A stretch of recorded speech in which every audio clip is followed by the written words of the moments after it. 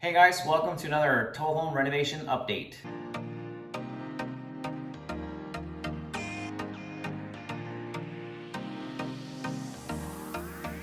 So it's been a while, so we're back finally. So thank you for your patience. So some of the things that we have done since you saw last was, as you can see behind us, our new kitchen window. We opted in for a picture window versus a slider, which is what we had before, because we wanted to have that picture view of our backyard. I know that it's a little bit blown out in the video and you can't see it, but it is a pretty spectacular view. So we just really wanted to capture that uninterrupted. Say hello to Gaston. He's enjoying the view too. He gets to watch all the bird activity out there. Right, Gaston? Yeah. One of the cool features about this is we were struggling. I was struggling and Cindy was very clear, but she did not want to put trim around the window, just wooden trim. It would take up a lot of room here because our trim's quite big. I think it's 2 1/8. So you'd only be left with a little tiny bit of backsplash back here. So she said, no trim, let's just go with tile edge. And I think it looks amazing because now it's all just framed in and you can really just appreciate the window itself. And we have so little backsplash to begin with. We did want to appreciate some of that. Well, there's actually a lot of backsplash, but a little bit right here. Because the backsplash goes all the way around. I suppose, I guess, yeah, we have a lot of backsplash on this wall, but there's no backsplash anywhere else in the house. Yeah. So one of the other details too that Gib and I have been talking about is we've decided that we're probably going to be changing our pendant fixture. In conversation, because we've done this beautiful picture window, I think we want to get something a little bit more linear, something that just kind of follows and flows with the window, a little bit wider, so that it just kind of accentuates the window a bit more. Sometimes you have to see it in place to really know if it's going to fit or if you like it. It looks great on the picture, but when it's here and after everything's installed and the backflash is put into place, it's kind of like, you know what, I think we need something a little more dramatic.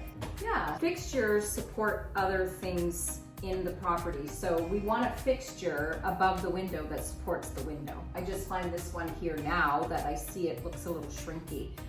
And shrinky. Yeah, like shrinky. It's a word. Kind of lackluster now. Yeah, we're time to gonna jazz it up. Jazz it up a little bit. All right, so next we're gonna move you over to the patio door. We're gonna take a look at that because we have installed our patio door. Follow us. So the patio door is finally in. It was a fun job. I actually took out this sliding pane and Cindy and I lifted it into place, if you can believe that. It was heavy. It was heavy. But anyways, it's in now. It's really cool. It does have the blinds, which actually does affect your energy efficiency. But we really love the blinds, so we just said, let's just go with it. Yeah, it was kind of like a consecutive or an executive decision. Yes. To reduce the R value, I guess, of the window, but get a feature that was really highly functional for us in terms of our lifestyle. Yeah. Because it was. What did you say? Executive? It was executive. What was the first one? I said consecutive. Executive decision. That's exactly what it was. It was a collaboration of everything. Yeah. All right, so they're really cool because you just slide this down, and then the blinds go up. You know, when the sun is coming in, you're trying to watch a movie. You don't need to black out the whole thing, but you just want to get that glare off, and then you can open and close them right here. It's kind of a neat feature. It's a fantastic feature of these windows. The blinds, you don't ever have to clean them. They're very easy to operate. There's no cords or anything like that, so they're safe for children. The other thing as well that we found is this particular wall, we don't have a ton of space for drapery or window treatments. And because the area is not very large to begin with, we didn't want to overpopulate it with too many things. Like, we didn't want it to feel crowded. We really liked the clean aesthetic on this wall. So the blinds give us the function. Right, without having curtains here, right? Got all the trim done too. I think I said 2 1/8 before. It's actually 3 1/8. It looks nice and clean and sleek, especially up against the black interior, which I really love. I'm glad we did that with the inside of the windows and doors. We went with the black because it looks amazing. Absolutely. All right, let's move on. Doors and transoms and trim. So we're just going to show you the beautiful doors. This is the Berkeley door, I believe. Yeah. And the trim that we did.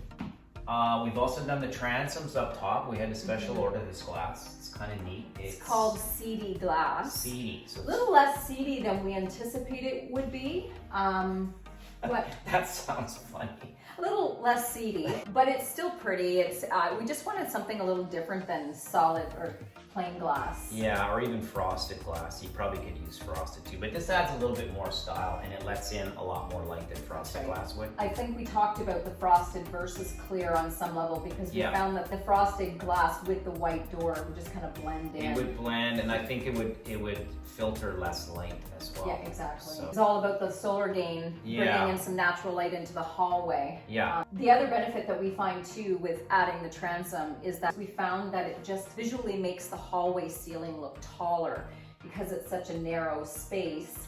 That kind of actually was a real beautiful bonus in doing the transoms. Yeah. Now I had to build all these transom boxes, and as you know, there was obviously a header above the door, so I cut the header out because it's not low bearing. And so I built these boxes. So the only thing we have to do that's not done is I've got to put a little piece of trim in here where the two the frames meet just to finish it off and get it painted. The other cool thing is that we haven't shown you yet this beautiful door hardware.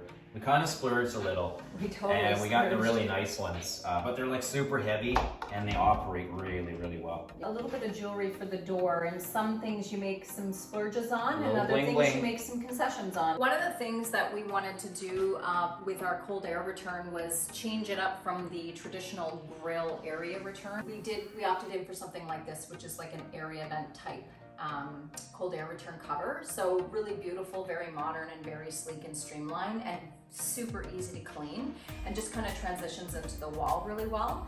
And so we talked about the attic hatch, and Gilbert came up with this genius idea for the attic hatch, which was to make it look or mimic the area vent. So it's not done yet, as you can see, but he's basically did a drywall return around the opening and then clad it with this piece of plywood, which we'll end up painting, and so it'll have the exact same profile as the area vent, and it'll look a lot more streamlined in the attic, in the ceiling. All right, as you remember, I talked last time about this really cool light that I found. Actually, I didn't find it. Tommy found it and he sent it to me. But anyways, you drywall it into place and you put the light in this little track, and as you can see, it just looks really sleek. We opted not to go for the colors and everything. It's just straight up white. But it really, when it's, we have all the lights out in the living room and the kitchen, and we just put this light on. It's just enough little lighting to light the place up. It looks amazing. It's really great ambient lighting. I just love the strip light. It's just really sleek and modern, and it adds like a detail that's a little bit unexpected. And as we said in our last video, we didn't want to do a fixture because the fixture would hang and essentially it would interfere with the access to the top rack of our wine rack. It wasn't expensive to purchase either, so it was a cost-effective solution. Yeah. And just up-leveled the lighting detail in here. Exactly. So really fun feature. Forgive us for the reflection in the window, but we have no choice. We'll talk about next steps. Next steps, well, our windows and doors are coming for the sunroom conversion. We're gonna turn it into a 4-season, and they're coming like in 2 weeks. Yeah. So I really needed to get this all framed up. So we took apart the whole exterior. All the walls came out, reframed with proper 2x6 so I can insulate it properly. So now the openings are there, so when the windows and doors come, I can just cut open my openings and I can put them in place instead of having them sitting around the yard for a month. But yeah, we're ready for those. It's all framed up, and then I can take out this big wall. I'm gonna put up a big temporary wall to support the roof, and I'll plastic it off to keep the dust down. And then that's it. We're gonna start ripping it here. That's our next step that we're super stoked about. It's gonna be a game changer in this room. Add additional living space here. We did talk about it in our previous video that the sunroom was gonna be the next addition to the house. So we wanted to give you a little sneak peek. So until next time, I hope everybody has a great day, and we'll see you soon. Talk to you later.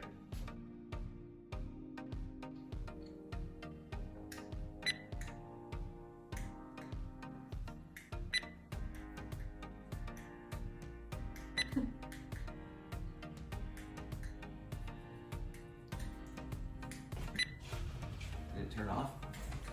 No. Did it even? Oh, it's still going.